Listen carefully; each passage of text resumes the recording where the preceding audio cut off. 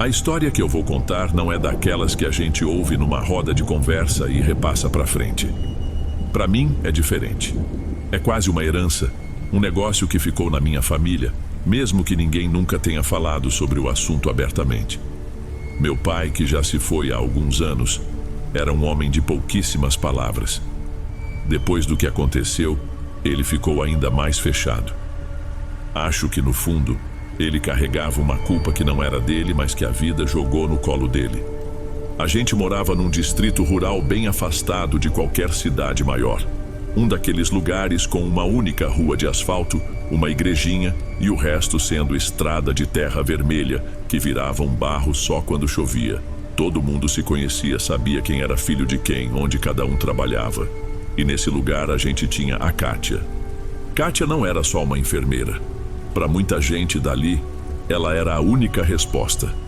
O posto de saúde oficial ficava a quase 1 hora de carro. E ninguém tinha carro. Então, qualquer problema, de febre de criança a um corte mais sério, o pessoal corria para a casa dela. E ela atendia, a qualquer hora do dia ou da noite, na varanda da casa simples que ela mesma mantinha em ordem. Um dia meu pai estava no campo lidando com o capim alto que crescia na divisa do nosso terreno. Não sei dizer se ele tropeçou ou se a ferramenta escapou, mas a foice entrou fundo na canela dele.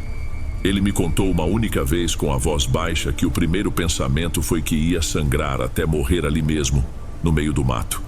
Mas ele conseguiu se amarrar com um pedaço da própria camisa e se arrastou até a estrada, onde um vizinho o encontrou e o levou às pressas para a casa da Kátia.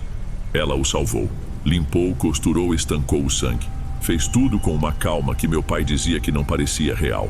Ele estava sentado numa cadeira de madeira, na varanda dela, sentindo a vida voltar aos poucos enquanto ela terminava o curativo. E foi nesse exato momento, nesse último ponto de linha que ela deu na pele dele, que o destino do nosso distrito mudou para sempre. Meu pai foi o último homem que Kátia salvou.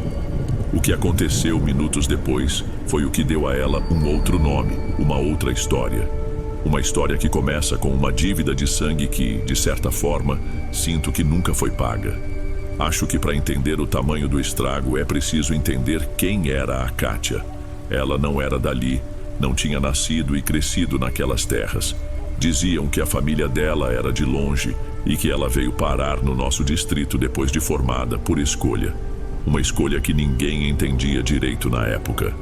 Ela era jovem, devia ter uns 25, 26 anos.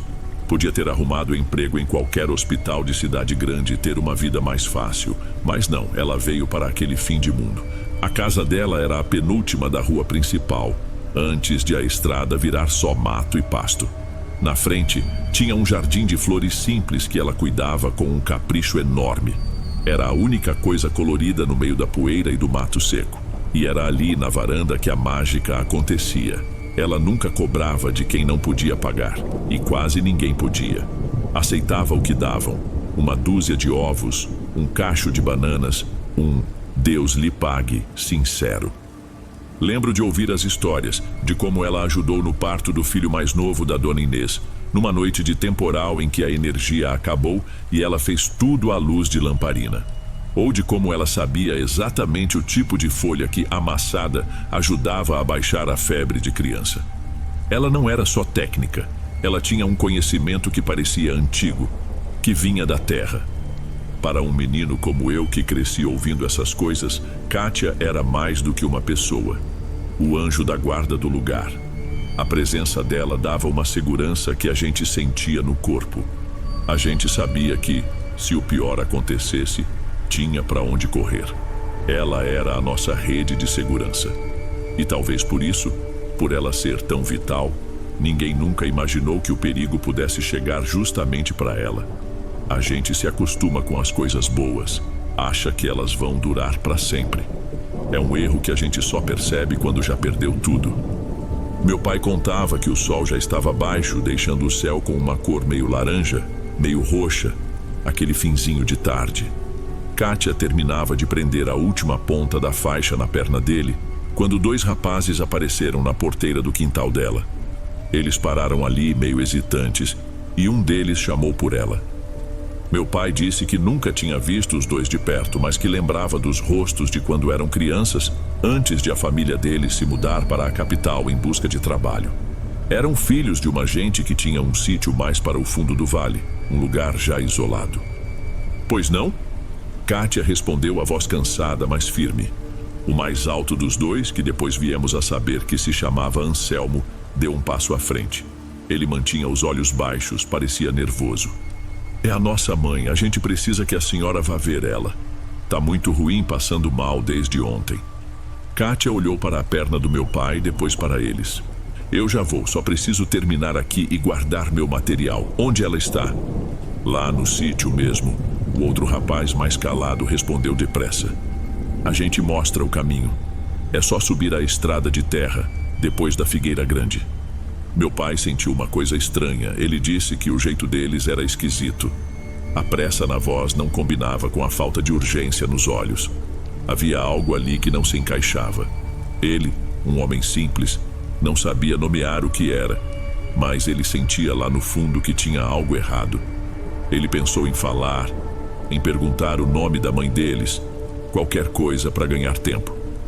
Mas a dor na perna era forte. A cabeça estava meio turva por causa do sangue que tinha perdido. E quem era ele para duvidar de um filho preocupado com a mãe? Kátia, guiada pelo seu dever, não hesitou. Ela se virou, entrou em casa por um instante e voltou com sua maleta de couro. Estou pronta, vamos. Ela passou pela porteira e os dois rapazes abriram caminho para ela, um de cada lado. Meu pai ficou ali, sentado na cadeira da varanda, vendo eles ficando pequenos na estrada, contra a luz do fim de tarde. Ele não sabia, ninguém sabia, mas aquela era a última vez que alguém haveria com vida. Eu não estava lá, meu pai não estava lá, ninguém estava. O que se sabe, ou o que se imagina dessa parte da história, foi montado depois, como um quebra-cabeça de peças que não se encaixam direito. Mas eu, por anos, tentei preencher os vazios, tentei imaginar o que ela sentiu. A caminhada deve ter começado em silêncio, um silêncio estranho, pesado. Os dois homens na frente, ela logo atrás, segurando a alça da maleta com força. A poeira fina da estrada subindo a cada passo. Eles passaram pela figueira, uma árvore imensa e escura que marcava o fim do nosso pequeno centro urbano. A partir dali, era só pasto, cerca de arame farpado e morros que desenhavam um horizonte sombrio. As poucas luzes das casas foram ficando para trás, se tornando pontos amarelos e distantes, até sumirem por completo. A noite no campo não é silenciosa, é o oposto. É um barulho só de grilos, sapos e tudo que vive no mato. Um som que pode ser calmante quando você está seguro, na sua cama. Mas quando se está numa trilha estreita no meio do nada, esse som abafa qualquer outra coisa. Ele esconde outros barulhos, passos, respirações. Imagino que o ar ficou mais frio. Kátia devia estar cansada, o dia todo trabalhando. Talvez ela tenha perguntado, com aquela voz firme que ela tinha, se ainda faltava muito. E a resposta, se veio, deve ter sido curta. Um tá quase que não convencia ninguém. Acho que foi aí que ela soube. O instinto de uma pessoa que vive para cuidar dos outros é afiado. Ela devia sentir o perigo como um cheiro diferente no ar. A trilha que eles seguiam não levava a lugar nenhum. Ela conhecia bem aquela região. Era um atalho para o nada. A história da mãe doente começou a desmoronar na cabeça dela. Ela deve ter parado. Os dois homens, alguns passos à frente, pararam também e se viraram lentamente. Não havia mais nervosismo nos olhos deles. Não havia mais a farsa da preocupação. Havia outra coisa, uma coisa vazia, uma maldade. No meio daquela escuridão, cercada por um muro de sons de insetos, com a maleta de remédios pendendo inútil na mão, Kátia entendeu. Não havia mãe doente. Nunca houve. A armadilha não era o lugar para onde eles a estavam levando. A armadilha era o caminho, e ela já estava no centro dela. Acho que o medo de verdade não é nem o grito. É aquele segundo de silêncio. O momento em que a sua mente entende o que vai acontecer um instante antes do seu corpo poder reagir. Eu não sei se ela correu. Quero acreditar que sim, que ela lutou. Que ela não aceitou aquilo passivamente.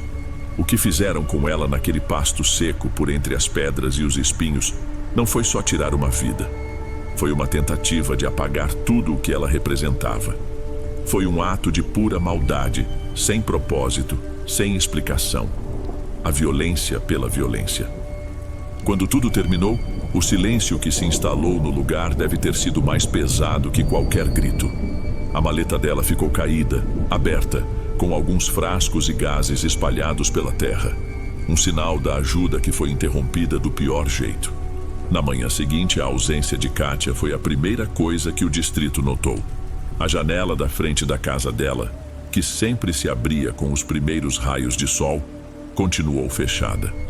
Ninguém a viu regando suas flores. A preocupação começou como um sussurro, passando de vizinho em vizinho. Meu pai, com a perna doendo, foi um dos primeiros a sentir o peso na consciência. Ele contou sobre os 2 rapazes, descreveu os rostos, as roupas, a pressa suspeita. A história dele foi o estopim. A preocupação virou alarme. Naquela mesma tarde, os homens do lugar se organizaram. Não era uma multidão, éramos um punhado de gente. Eles pegaram facões de trabalho, lanternas, o que tinham em mãos, e começaram a busca. Foram dias de busca. Passou-se quase uma semana, depois outra, e a esperança diminuía um pouco a cada sol que nascia, trocada por um medo pesado.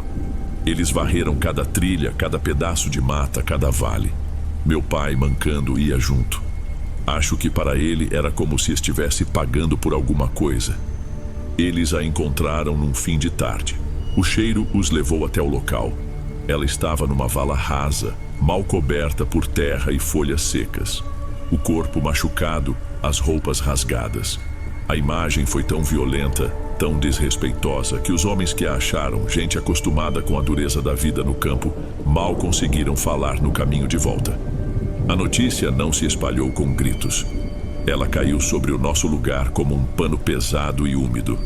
Um silêncio de luto, de choque e, principalmente, de uma raiva impotente. Lembro que, por semanas, meu pai mal saía do quarto e quase não falava. O prato de comida dele voltava quase sempre cheio. Alguém tinha entrado no nosso meio, roubado a nossa única luz e a apagado na escuridão. O enterro foi no dia seguinte. Todos estavam lá. Mas enterrar o corpo de Kátia não significava que a história tinha acabado. Na verdade, ela estava apenas começando. Anselmo e o comparsa dele sumiram. A polícia veio, fez perguntas, meu pai deu o depoimento dele, mas foi como se os dois tivessem virado fumaça. A justiça dos homens, como quase sempre acontece nesses casos, não chegou. E foi aí que a justiça da própria Kátia começou. Cerca de uma semana depois do enterro, 2 conhecidos do meu pai, que trabalhavam entregando verduras na cidade vizinha, voltavam tarde da noite. A estrada de terra era escura e os faróis da pampa velha deles eram a única coisa que cortava o breu. E foi então que eles viram uma mulher parada na beira da estrada. Eles diminuíram a velocidade achando que era alguém precisando de ajuda. O motorista baixou a luz do farol para não ofuscar o rosto dela. E os dois travaram. Era a Kátia. Estava parada ali, usando o mesmo vestido branco que ela usava no dia em que sumiu, agora sujo de terra.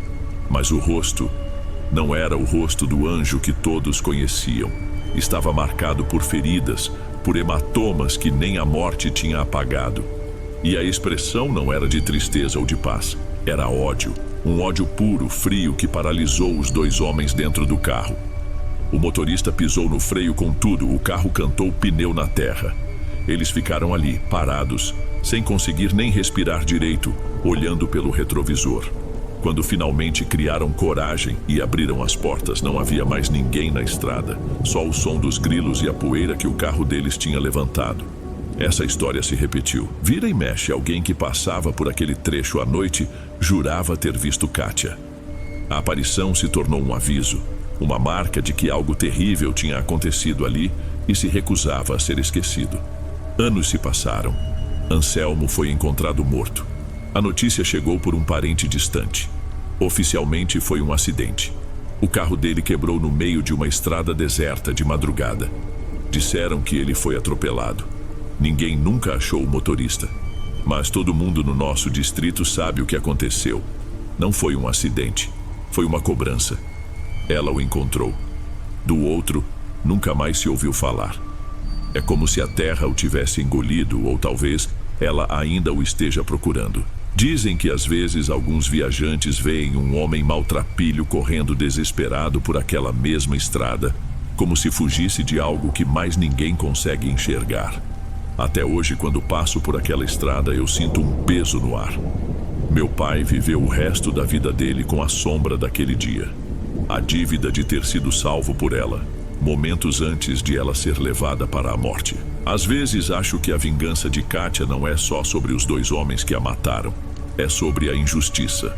E uma dívida dessas de sangue nunca some.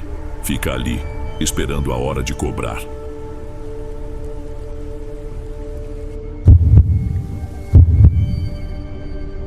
Gosto muito do seu canal e resolvi contar uma coisa que aconteceu comigo.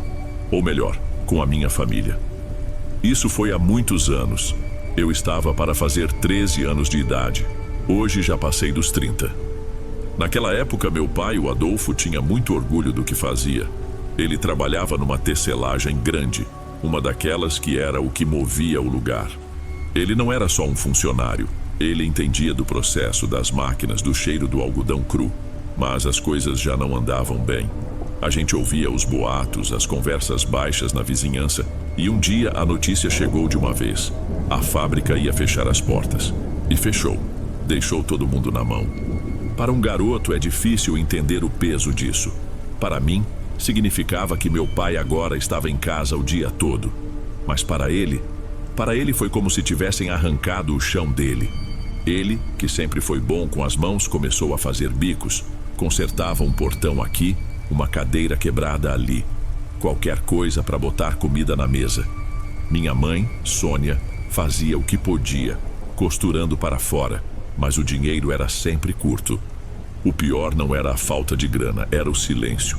Meu pai passava horas sentado na varanda dos fundos, só olhando para o nada. Aquele homem grande que antes parecia preencher a casa com a voz, agora mal falava. Eu tentava puxar assunto, falava da escola, de qualquer besteira, mas as respostas eram curtas. Ele estava murchando.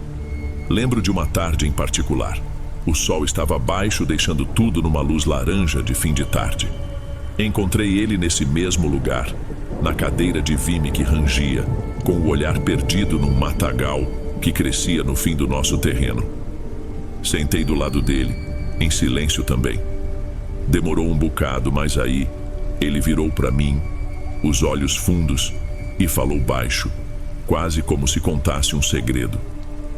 Sandro, você lembra daquela chácara abandonada para lá da Ponte de Ferro? Aquela que tem um portão todo enferrujado. Eu sabia exatamente de qual lugar ele estava falando. A gente passava por lá às vezes. Era um lugar que me dava uma sensação ruim, mesmo de longe. Claro que eu lembrava. A casa principal ficava meio escondida pelo mato alto, mas dava para ver o telhado.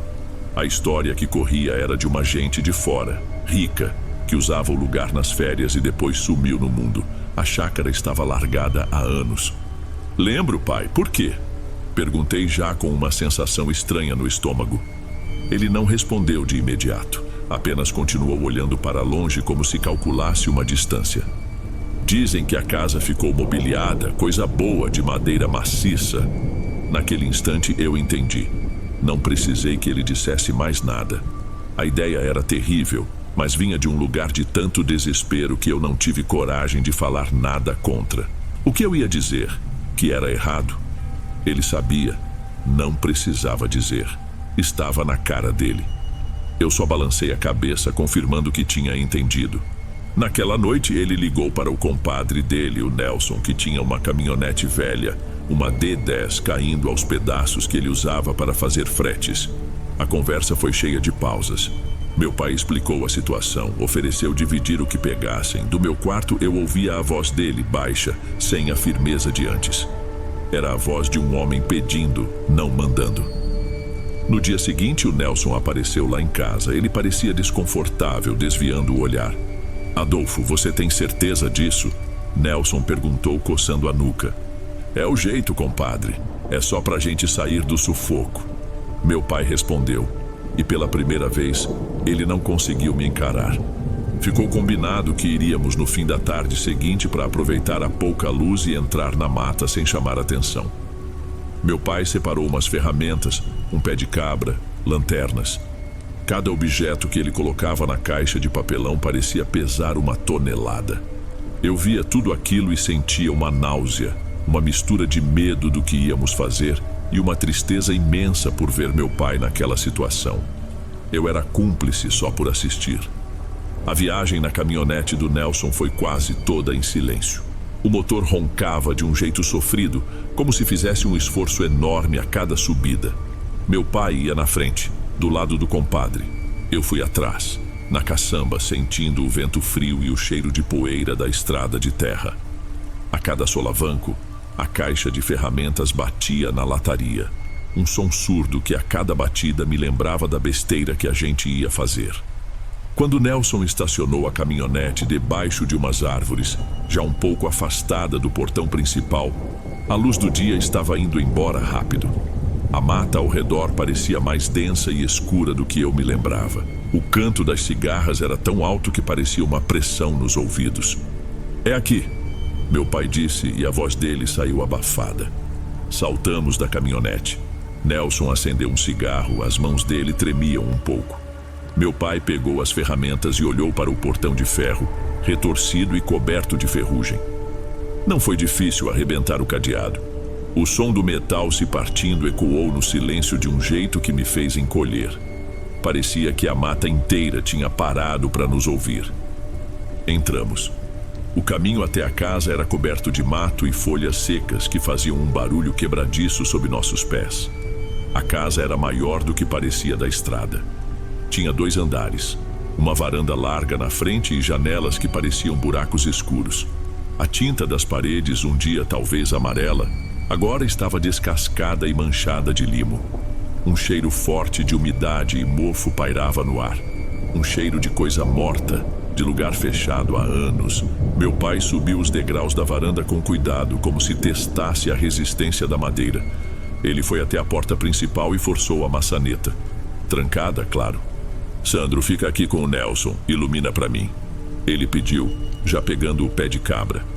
Eu apontei o facho da minha lanterna para a fechadura. Nelson ficou um pouco atrás, olhando para os lados, para a escuridão da mata, como se esperasse que alguém surgisse do meio das árvores a qualquer momento. O barulho da madeira da porta se quebrando foi alto, violento. Meu pai empurrou a porta que se abriu com um rangido longo e arrastado. O ar que saiu de dentro da casa era ainda pior. Era pesado, gelado e tinha um odor doce e enjoativo por baixo do cheiro de poeira e mofo. Meu pai entrou primeiro, o facho da sua lanterna varrendo a escuridão. O lugar estava intacto, móveis cobertos por lençóis brancos, que pareciam vultos sentados na sala de estar. O silêncio ali dentro era diferente do silêncio lá de fora. Era um silêncio pesado que abafava tudo. Tem muita coisa boa aqui. A voz do meu pai soou estranha, quase um sussurro. Nelson, me ajuda a levar aquela mesinha de centro para fora. Sandro, fica na porta, de olho. Nelson e meu pai descobriram a mesinha, que era de madeira escura e pesada, e começaram a arrastá-la com dificuldade em direção à porta. O barulho dos pés do móvel arranhando o assoalho era a única coisa que quebrava aquele silêncio denso. Eu fiquei ali parado na soleira da porta com a lanterna apontada para dentro, me sentindo o pior dos ladrões. Cada segundo parecia uma hora.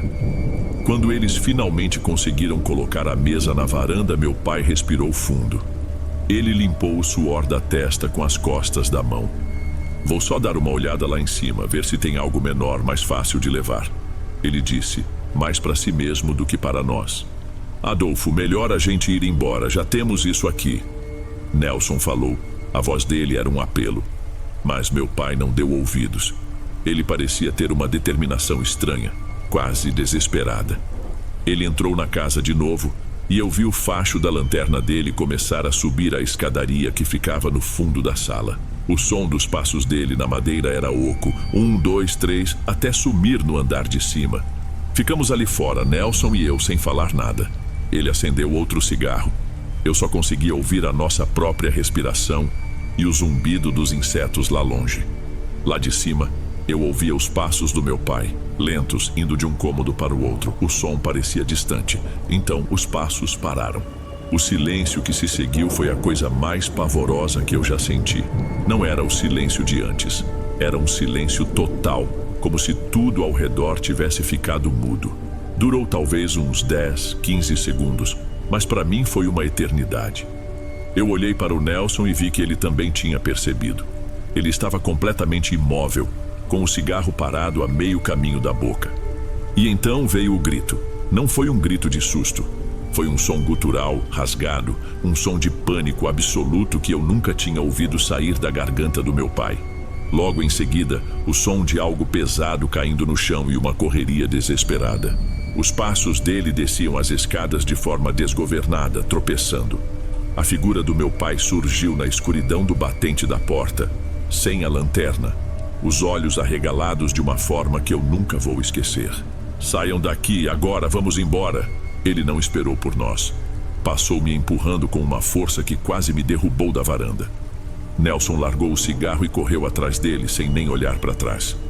Meu pai já estava descendo os degraus aos tropeços, gritando para o Nelson ligar a caminhonete. O desespero dele era tão visível, tão animal, que eu não questionei.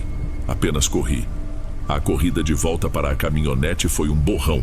Ninguém pensou em pegar as ferramentas. Na corrida cega para fora da casa, meu pai, transtornado, tropeçou na mesinha que estava na varanda. Num gesto de pura raiva e frustração, ele a empurrou e Nelson, no mesmo desespero, a arrastou para dentro da caçamba quase sem perceber. Eu pulei lá atrás logo em seguida. Nelson girava a chave no contato e o motor da D10 apenas gemia sem pegar. A cada tentativa falha, meu pai, já no banco do carona, batia no painel com o punho fechado. "Vamos, pega, maldita!" ele gritava, olhando freneticamente para trás, para o caminho escuro de onde viemos.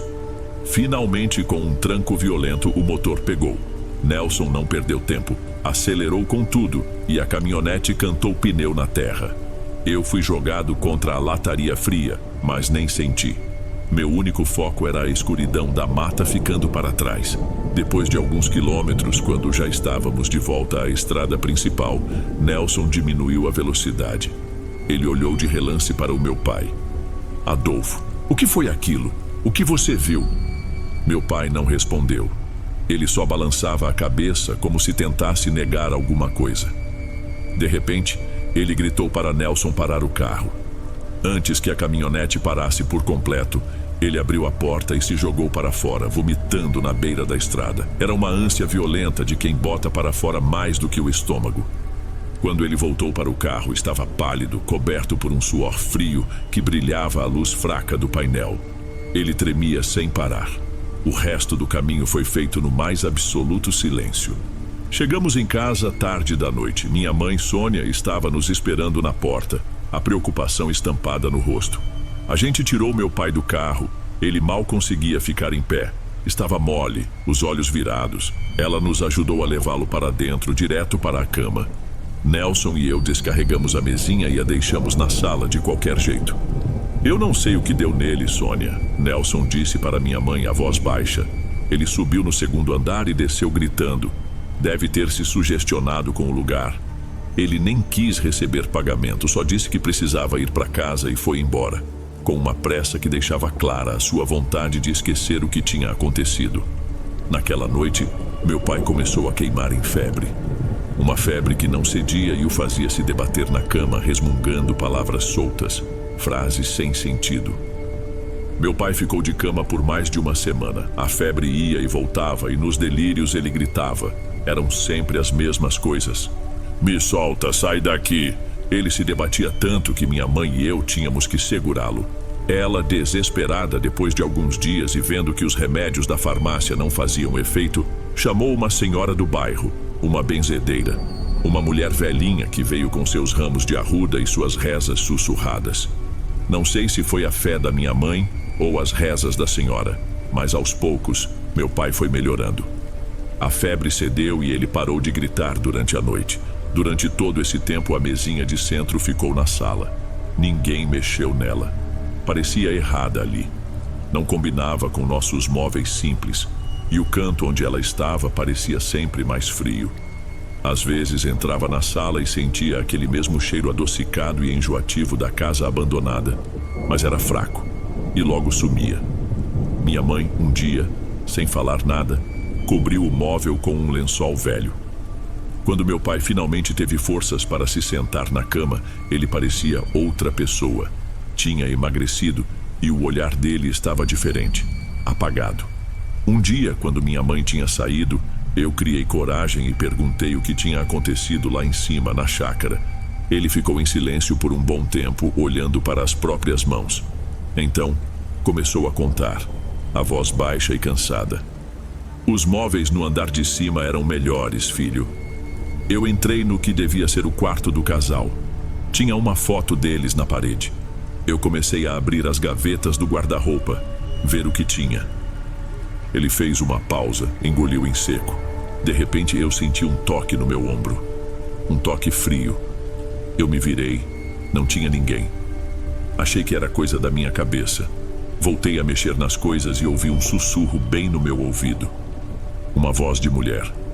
Fica. Ela só dizia isso.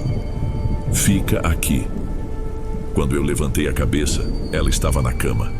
A mesma mulher da foto. Mas o rosto dela era branco, pálido como cera. E ela me olhava com uma tristeza que dava para sentir no corpo. Foi só por um segundo. Eu me virei para correr, mas senti a mão dela segurando meu pulso. Era gelada e forte. Eu me debatia, mas meus pés pareciam presos no chão, pesados. Foi por isso que eu demorei para descer. Ele terminou de falar e ficou quieto. Eu não soube o que dizer. Só conseguia pensar naquele homem, meu pai, quebrado pela vida e agora aterrorizado por algo que nem sequer tinha explicação. Nunca mais fomos os mesmos depois daquele dia. A mesinha foi retirada de casa e queimada no nosso quintal algumas semanas depois. Meu pai nunca recuperou totalmente aquele brilho no olhar. Ele arrumou outro emprego. A gente se reergueu, mas algo nele tinha se apagado para sempre.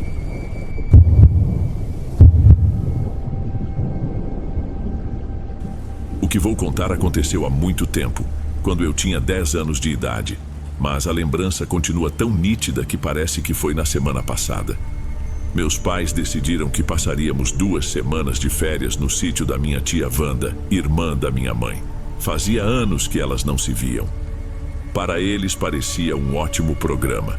Para mim, um garoto de apartamento acostumado com videogame e a molecada da minha rua, a ideia de ficar no meio do mato não era exatamente um sonho.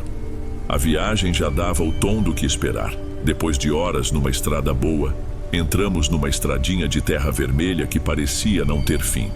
O carro sacudia tanto que minha cabeça batia na janela. Finalmente, chegamos. Era um terreno enorme, bem aberto, com uma casa simples de um andar só, com uma varanda grande na frente. Minha tia Wanda e meu tio Rubens nos receberam com aquele jeito de quem vive longe da correria. Enquanto os adultos matavam a saudade, eu fiquei meio de lado, observando. Durante o jantar, minha tia se virou para mim de repente. Então, Henrique, está gostando daqui? Ela perguntou com um sorriso estranho. Estou, tia. A casa é legal. Respondi tentando ser educado. Que bom. Mas você precisa prestar atenção. Este lugar aqui, ele tem personalidade. Às vezes ele até responde, ela completou baixinho.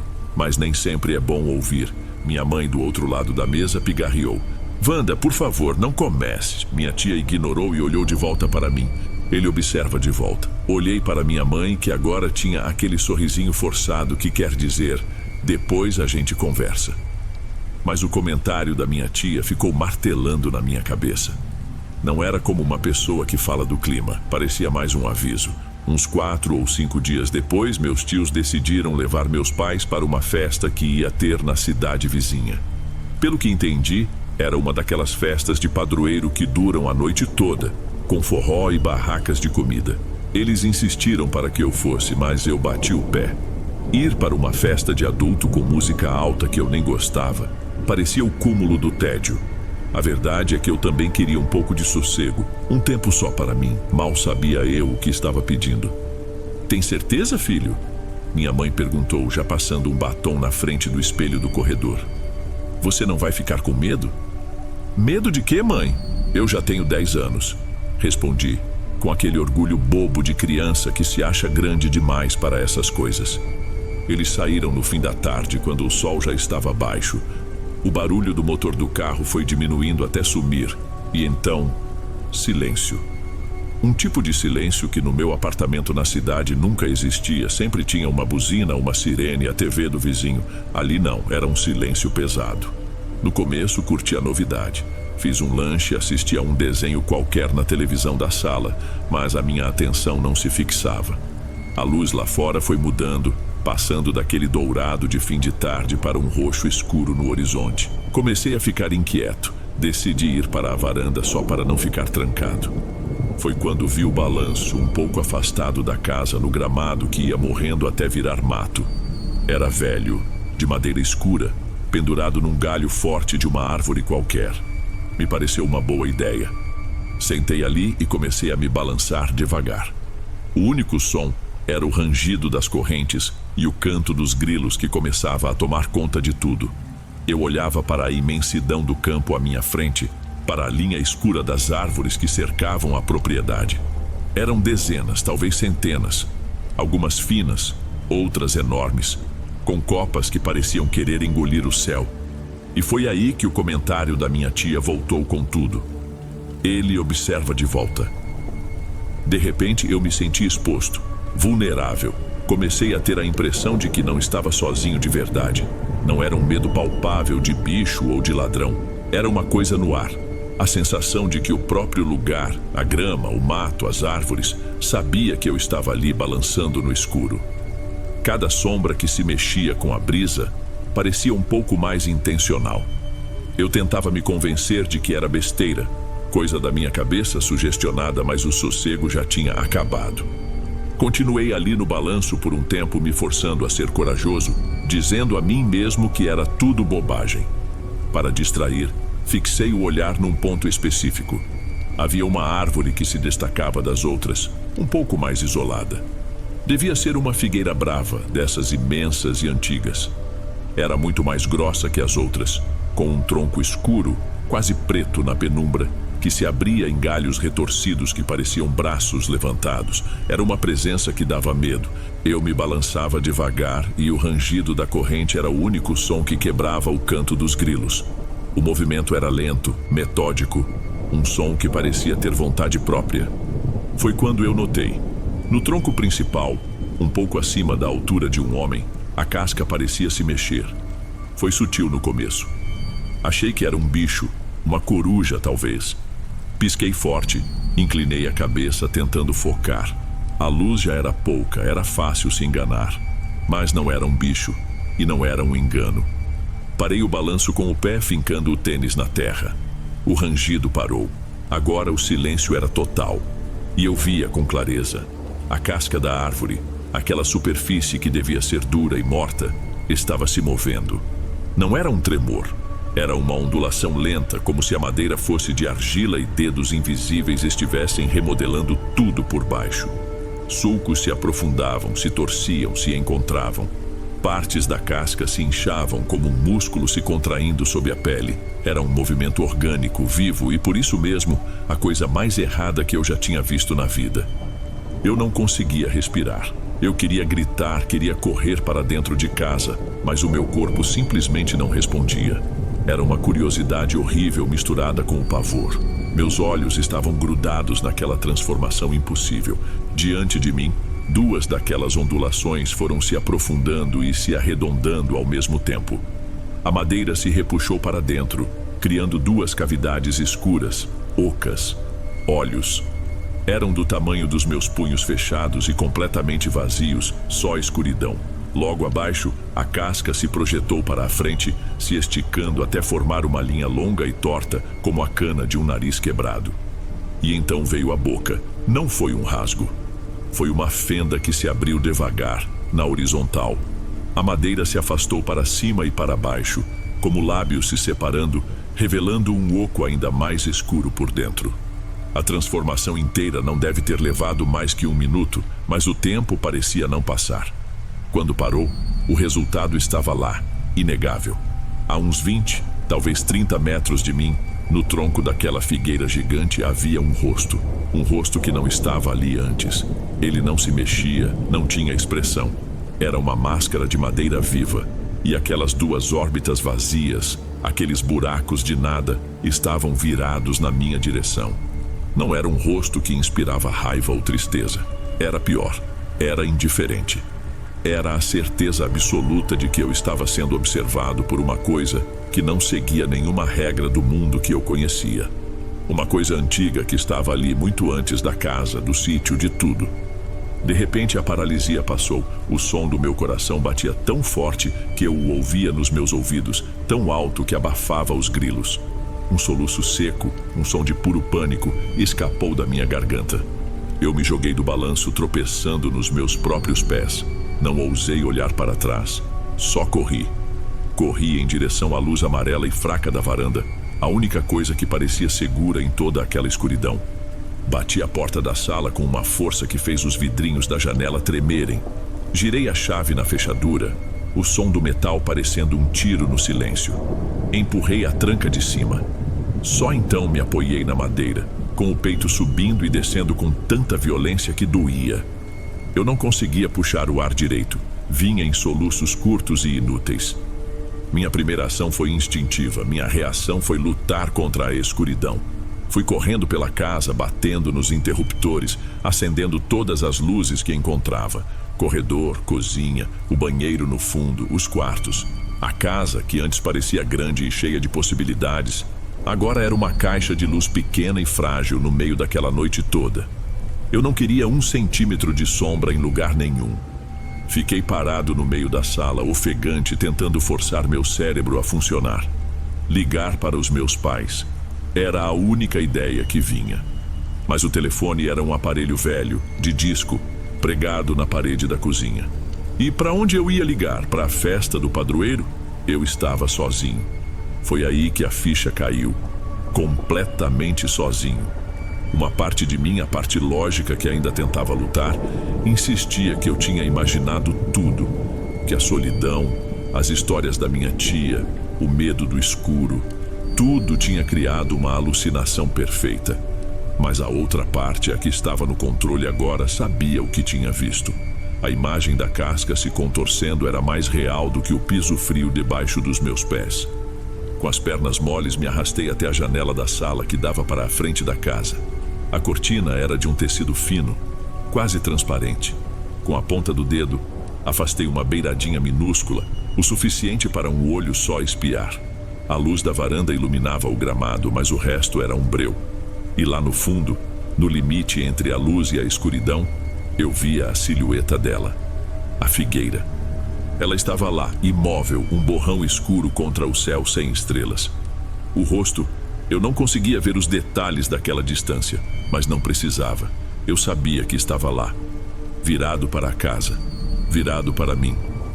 A sensação não era de ser observado, era de ser estudado, como um inseto preso num pote de vidro.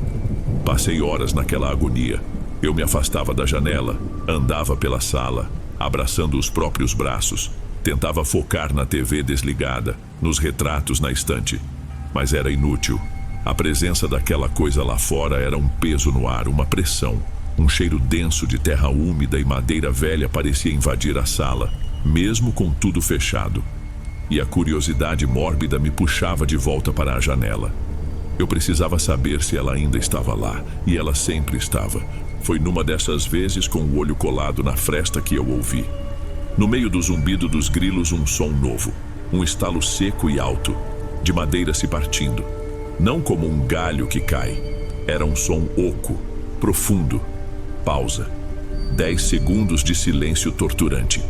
E de novo, um estalo, vindo da mesma direção. O ritmo era lento, metódico. Não era um som da natureza. Era o som de algo enorme se movendo, de juntas estalando sob um peso impossível. Tapei os ouvidos com as mãos, mas eu sentia o som no meu peito. Cada estalo era um soco no meu estômago. A coisa não estava só parada. Ela estava viva, estava se mexendo. E eu tinha a impressão terrível de que aqueles sons estavam muito lentamente ficando mais perto. Não sei quanto tempo eu passei encolhido no sofá, alternando entre espiar pela cortina e tapar os ouvidos. Em algum momento, o cansaço e o pânico me venceram. Eu devo ter apagado ali mesmo, com todas as luzes da casa acesas. A próxima coisa que eu lembro é da voz da minha mãe, suave, mas distante, e de mãos me sacudindo levemente. Minha mãe terminava de ajustar uma manta sobre mim quando abri os olhos. Meus pais estavam ali, de pé, ao lado do sofá, com uma expressão preocupada. Henrique, filho, o que aconteceu? Por que a casa está toda acesa? Minha mãe perguntou com a testa franzida de preocupação. Meu coração disparou de novo, mas dessa vez de alívio. Eles estavam ali. Eu estava seguro. Sentei no sofá num pulo. A árvore lá fora! Minha voz saiu rouca, desesperada. Ela tem um rosto. Ela se mexeu, mãe. Tentei contar tudo. Falei do balanço, da casca se contorcendo, do rosto me olhando, dos estalos na escuridão. As palavras saíam atropeladas, confusas. Eu gesticulava, apontava para a janela. Eu precisava que eles acreditassem, precisava que a minha realidade fizesse sentido para eles também. Meu pai ouviu tudo com uma expressão séria, mas que eu conhecia bem. Era a cara que ele fazia quando eu contava uma história muito fantasiosa. Minha mãe se sentou ao meu lado e colocou a mão na minha testa, como se para checar se eu estava com febre. Calma, meu amor, calma. Ela disse com aquela voz mansa que se usa para acalmar quem está assustado. Você deve ter tido um pesadelo. Foi só um sonho ruim. Não foi um sonho. Eu insisti, já sentindo as lágrimas subindo. Eu estava acordado. Eu vi. Filho, escuta. Meu pai se ajoelhou na minha frente, segurando meus ombros. A gente chegou e você estava dormindo aqui no sofá. Devia estar exausto. E com as coisas que a sua tia Wanda fala, é normal a imaginação da gente pregar umas peças. A frustração foi como um soco. Eles não estavam entendendo. Ou pior, estavam se recusando a entender. Para eles, a explicação mais fácil, um pesadelo, a imaginação de uma criança, era a única possível. O terror que eu tinha vivido por horas foi reduzido a nada, a uma bobagem. Naquele momento, olhando para os meus próprios pais, eu nunca tinha me sentido tão sozinho. Os últimos 2 dias da viagem foram um borrão. Eu me recusava a sair de casa depois que o sol começava a baixar e passava a maior parte do tempo dentro do quarto, lendo qualquer gibi velho que encontrava. Durante o dia eu me forçava a olhar para a figueira. À luz do sol ela era só uma árvore. Enorme, antiga, mas sem nada de errado. A ausência do rosto era quase tão perturbadora quanto a sua presença tinha sido. Eu estava vivendo numa gangorra entre a certeza do que vi e a dúvida plantada pelos meus pais. Eles contaram para meus tios o meu pesadelo. Meu tio Rubens deu uma gargalhada e disse que era sinal de que eu seria um escritor. Mas a minha tia Wanda não. Ela ficou em silêncio durante o relato, só me observando de longe com aquele mesmo olhar que eu não sabia o que queria dizer. No dia de ir embora, enquanto meu pai e meu tio ajeitavam as malas no carro, minha tia se aproximou de mim. Eu estava sentado no último degrau da escada da varanda, amarrando meu tênis. Ela se agachou na minha frente. Sua mãe me contou que você teve um sonho ruim. Ela disse, a voz baixa, como quem conta um segredo. Não foi sonho, tia. Respondi, sem olhar para ela, minha voz saindo abafada. Eu já estava exausto de tentar convencer as pessoas. Ela ficou em silêncio por um instante. Então, com a ponta dos dedos, levantou meu queixo, me forçando a encará-la. Ela tinha um sorriso mínimo no rosto, um que não mostrava alegria nenhuma. Eu sei, ela sussurrou, e tudo ficou em silêncio. Ela falou com você? Senti o meu rosto gelar. Eu só consegui balançar a cabeça, negando, incapaz de formar uma palavra. Meu queixo tremia sem controle. Que bom, ela disse, se levantando. É melhor quando elas só ficam olhando. Ela me deu um abraço rápido e apertado e antes de se afastar, falou uma última coisa no meu ouvido, palavras que marcaram a minha vida. Algumas pessoas, Henrique, nascem com os olhos mais abertos. Conseguem ver as coisas que caminham ao nosso lado. Agora os seus também estão. Tome cuidado, sobrinho. Uma porta, depois de aberta, não fecha nunca mais. Entrei no carro em estado de choque e não olhei para trás nenhuma vez enquanto a estradinha de terra nos levava para longe. Nunca mais voltei àquele sítio. Hoje sou um homem feito, mas o menino de 10 anos ainda vive aqui dentro paralisado. Aquela noite não me deu só uma memória ruim. Ela me deixou paranoico para sempre. Aquela noite quebrou alguma coisa em mim. Mudou o jeito como eu via o mundo. E essa sensação nunca mais passou. Às vezes, no silêncio da noite, quando olho para a sombra de uma árvore pela janela, às vezes, acho que ouço de novo aquele estalo de madeira. E a pergunta da minha tia volta, clara como o dia. Ela falou com você? E eu rezo, com toda a força que tenho, para que a resposta continue sendo não. Bem, amigos, esses foram os relatos de hoje. Espero de coração que tenham gostado. E ficarei muito feliz em te ver nos próximos. Agora na tela, estou deixando outros 2 bons vídeos que certamente irão gostar.